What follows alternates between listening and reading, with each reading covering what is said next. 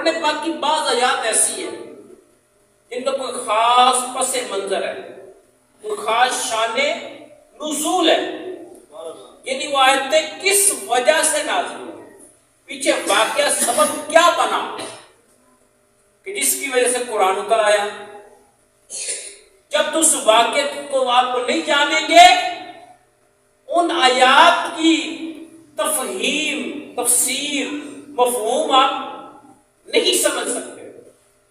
ان کا back ground جو ہے، پس منظر جو ہے، وہ پیچھے وہ شان نزول ہے جس کی وجہ سے وہ آیت اتری ہے۔ کئی دفعہ ایسا ہوا صحابہ نے حضور سے سوال کیے اور ان کے سوال کرنے پہ قرآن اتر آیا۔ یسألونک عن المحیض یسألونک عن الاہلہ، اس طرح کے قرآن دوسرے پارے میں بہت ساری اس طرح کی آیتیں ملتی ہیں کہ صحابہ نے سوال کیا، اور صحابہ کے سوال کرنے پر قرآن نازل ہو گیا۔ اب صحابہ نے کیا سوال کیا تھا وہ ڈیٹیل حدیث میں ملے گی۔ تو قرآن پاک کے نفس مضمون کو سمجھنے کے لیے حدیث کی ہمیں شدید ضرورت ہے۔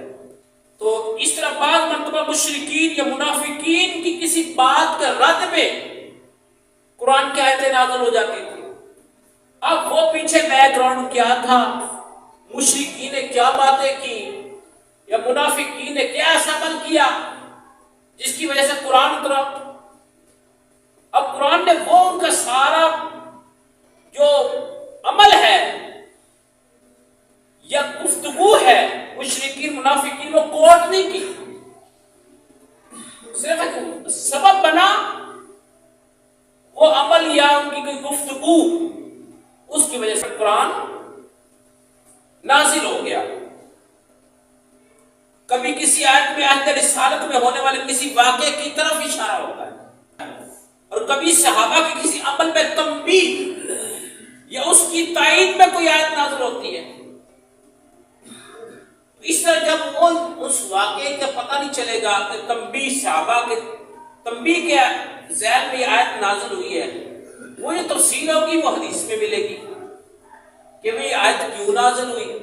اگر کوئی تائید میں نازل ہوئی صحابہ کی، وہ تائید کیا تھی وہ قرآن نے کوٹ نہیں کی، حدیث میں ملے گی۔ اب 28واں پارہ سورہ مجادلہ شروع ہوتی ہے، سورہ مجادلہ۔ اگر اس کی پہلی آیت آپ پڑھیں، اس کے پیچھے واقعہ کیا تھا، جب تک اس واقعے کو نہیں پڑھیں گے اس آیت کی سمجھ نہیں آئے گی۔ آیت کی خالی سمجھ نہیں آئے گی۔ آپ اٹھا لیں سورہ مجادلہ 28ویں پارہ کی پہلی سورت ہے، اس کی آیتیں پڑھ لیں۔ اب جو آیتیں اتری ہیں، ایک عورت کا کوئی کیس تھا، کوئی مقدمہ تھا جس کے تناظر میں، جس کی وجہ سے وہ آیتیں اتری۔ اب جب وہ عورت کا کیا معاملہ تھا، مقدمہ کیس کیا تھا، جب تک اس کو نہیں جانو گے آیتیں سمجھ وہ نہیں آئے گی۔ وہ پورا مقدمہ قرآن نے بیان نہیں کیا، کیس کیا تھا اس عورت کا، وہ حدیث میں ڈیٹیل ملے گی۔